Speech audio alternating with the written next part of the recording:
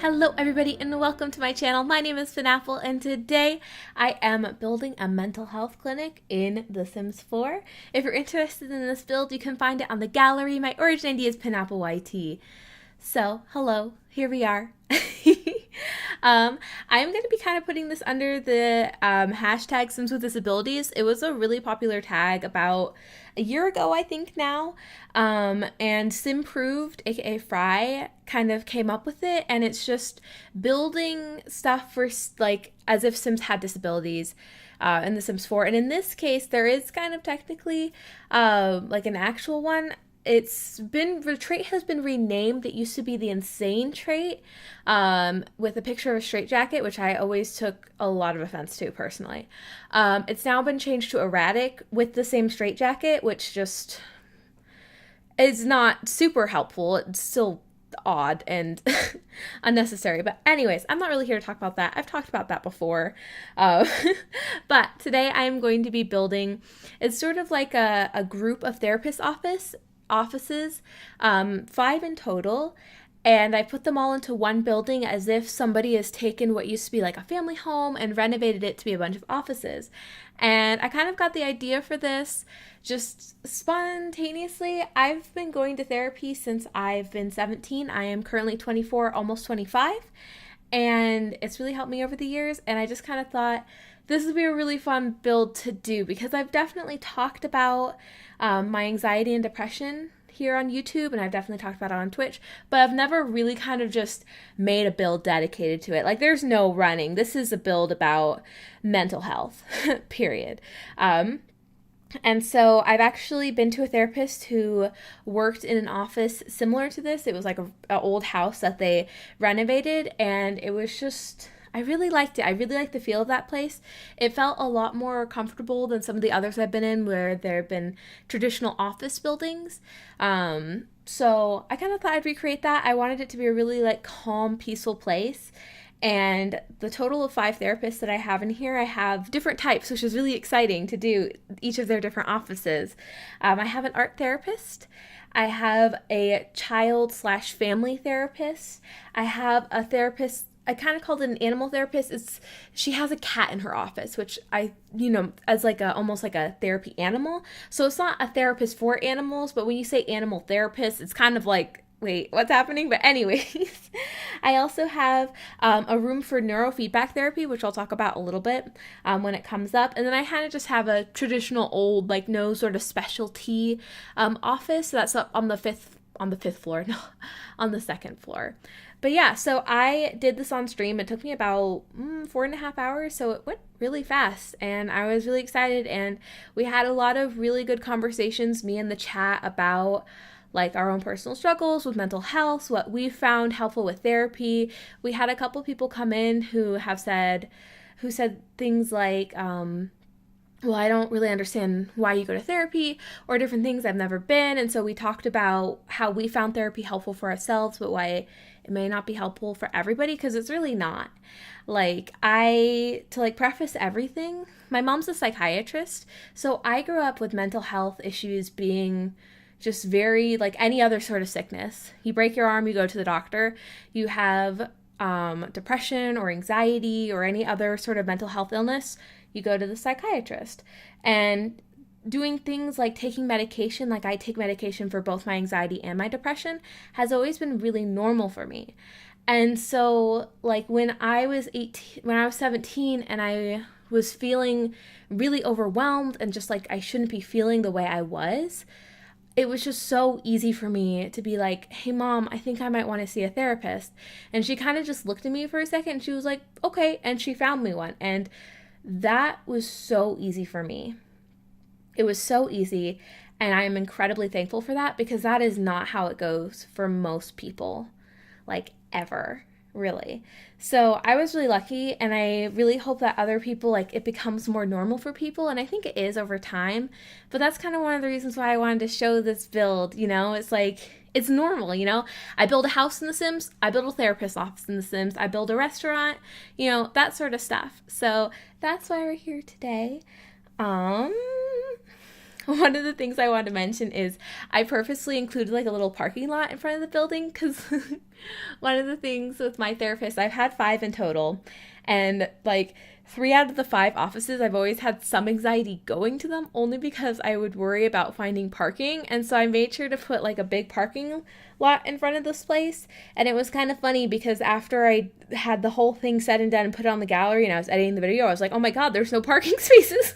I filled them all. So I realized, oh, hey, this doesn't really solve the problem of being anxious about whether or not there'll be parking spaces because there are none left. But you know. I also included a ramp here just because it's under the hashtag Simple Disabilities tag, and therapist offices are usually accessible.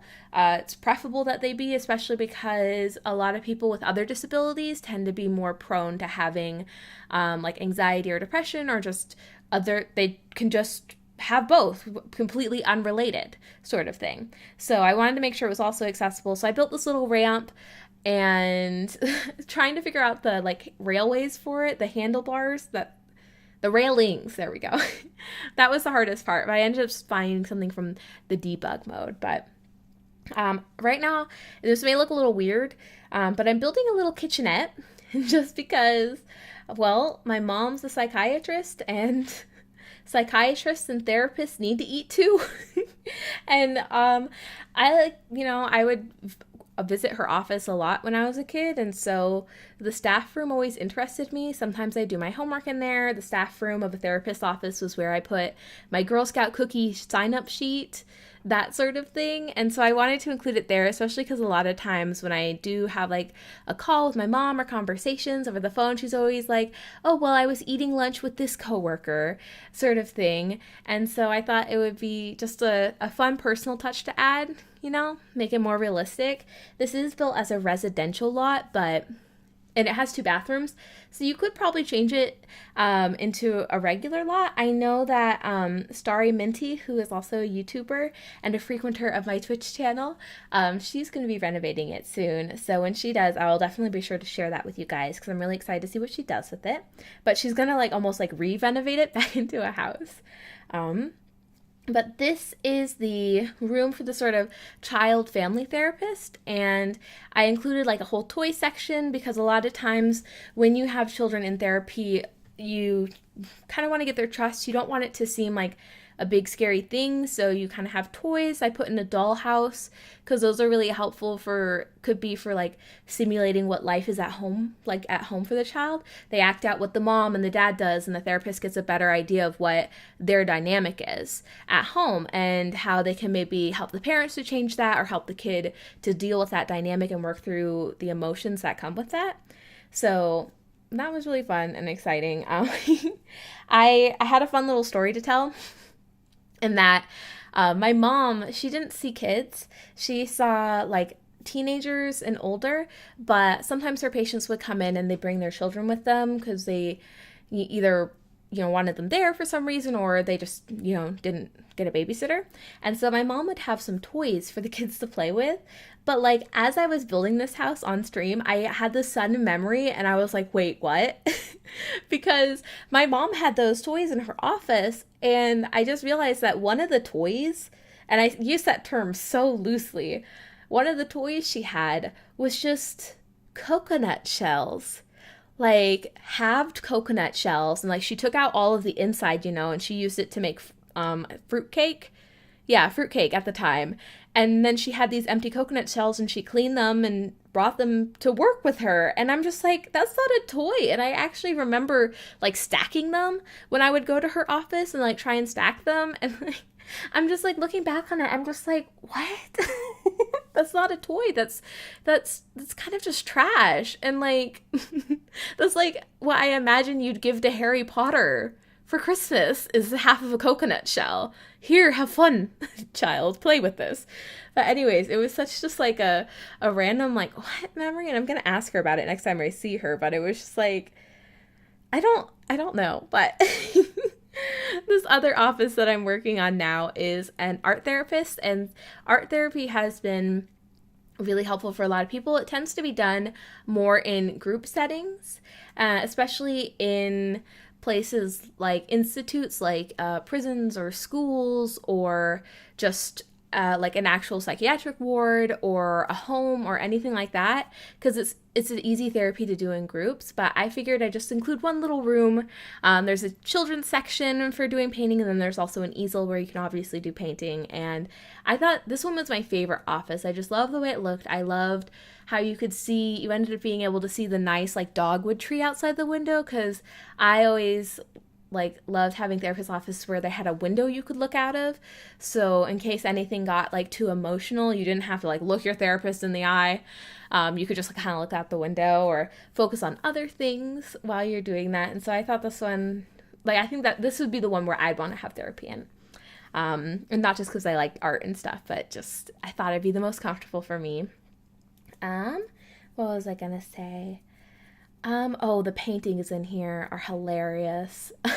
They're slightly weird, the ones I put in there, just because therapists have weird art sometimes. Like, they have interesting art, and they sometimes have, like, boring art, but a lot of times it's, like, kind of you just, like, look at it, and, like, it's also something to look at, kind of like looking outside the window. But there was ones with, like, different faces, and it was just weird. To be honest, it reminded me of my mother a little bit. But... So I just included that. But all the paintings I use are base game. They're from the gallery. People had their Sims paint them and collected them. And so I'll try to remember to include the person's name that I got it from on the gallery, because it's a really nice selection of paintings, and it's a really easy way to like kind of spice up your build without having to really buy anything. You know, like not having any packs, or if you have all the packs and you're still sick of everything, like I am, just waiting for seasons to come out over here, then you can use that. But yeah, what else was I going to talk about? I guess we could hop back to me, because right now we're mostly doing landscaping. So for me, it's kind of hard to, I don't know where to start, because like I already mentioned some stuff, but for my family, it's not just that my mom's a psychiatrist, it's also that it's really kind of obvious that my family has mental health issues. I actually have a family member who's been kind of ostracized because he has schizophrenia, and that's partially his doing, and it's also just what happens sometimes. And so I don't actually know a huge amount about that, because my family hasn't talked about it other than to mention basically what I just told you guys. And so don't tell my family. I don't know if they'd be comfortable if I just said that. But anyways, I also know at least 3 other people in my family have depression, and at least 9 other people have anxiety. And so I'm adding a couple of grandmothers in there and things like that. But like, it's interesting to see how it's affected so many of us in my family, and we don't actually talk about it a huge amount. Like, my mom's a psychiatrist, but it's not really something we talk about a huge amount. And we don't just kind of sit down and have weird conversations about depression, anxiety. Sometimes we do, but not usually. But this room is the one for like the cat. And so I have like a little cat tree. I didn't put a litter box in this build. You might want to add that. I have the cat tree, and there's also like a silly picture of a cat with bread through its face, and I just figured the cat would like sit up there and you can maybe pet it, or the cat would come sit on your lap, or you could just look at the cat, that sort of thing. There's also another cat painting on the wall in there. But here's one of the really cool offices. It doesn't look that interesting, but the kind of idea behind it was more interesting. This is for a neurofeedback therapist, and I've done neurofeedback therapy before, and basically they kind of hook you up to sensors that will track things like condensation on your palms, electrical conduction, heart rate. There was once I like wore like a little belt around my waist, and it like measured like my breathing and things like that. And so the goal for that is to both kind of learn how to control your breathing and even your heart rate to like calm yourself down.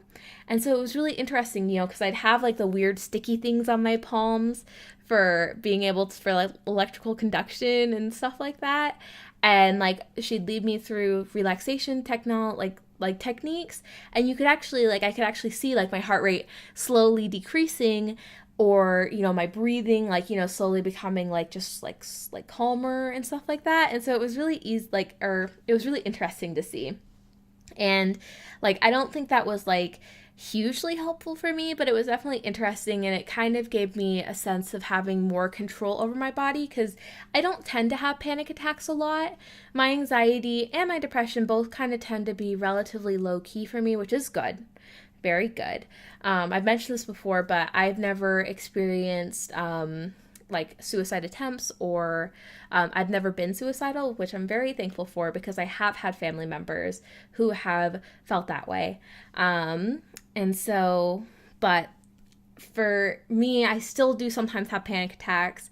I've been getting a lot better with them, but when you have a panic attack, you just feel so out of control, and it's really scary. And you, like, even if like you're me and you know what a panic attack is, you have a mom who's a therapist, like, it's still really scary. You feel crazy, which I think is the scariest part about having, especially maybe even any really mental illnesses. You feel crazy. And in our society, feeling crazy is so scary, because you get ostracized, and you're worried you're going to hurt people you love, or you're worried that people you love are going to look at you differently, or even people you don't love. Maybe somebody in like a random store, like, oh my gosh, this story is like awful. But once, for whatever reason, I don't even remember why, but my prescriptions weren't like coming through. And so I went to the pharmacy and like to pick up my prescriptions, and they weren't there. And I think I was going through a really tough time at school, and so I was just severely anxious, and like I didn't want to be at the pharmacy, and I waited in line so long. And then the pharmacist was like, well, we don't have your medication for blah blah blah reason. And so I started having a panic attack right there, right in the middle of the Rite Aid. You know, I'm like starting to cry. I'm so happy the pharmacist I was talking to, he was really chill about it. Like, he was just kind of, you know, calmly, like, explaining, like, this is what's going to need to happen. This is what you're going to need to do. And so, like, I just kept apologizing the entire time. Like, I'm almost sobbing, and I just kept saying, I'm sorry, I'm fine. I'm sorry, I'm fine. And, like, the thing that, like, really bugged me about it was the other pharmacist, who was newer, she was looking at me like I was going to crawl over the desk and, like, hurt her.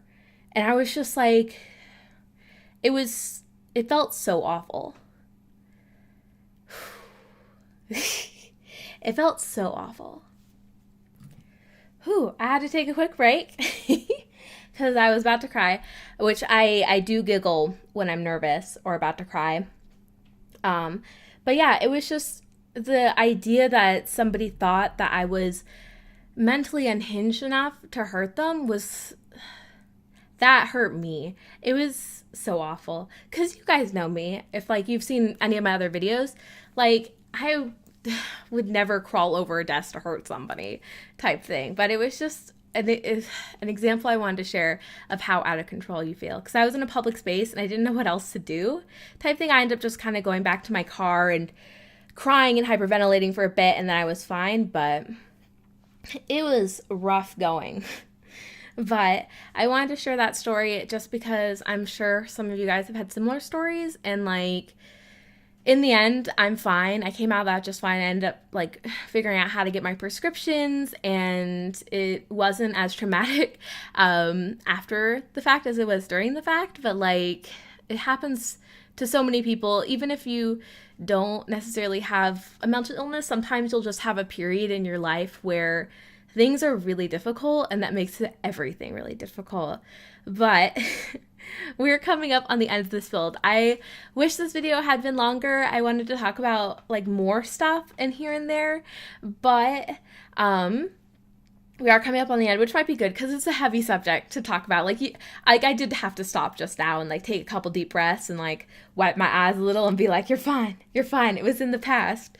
But yeah, so if you feel comfortable and you want to share something down below, please do. Just keep in mind that it is, you know, a public forum, so other people will be able to see it. But I know that sometimes after these types of videos, you guys like to share your own experiences of stuff that's similar that has happened.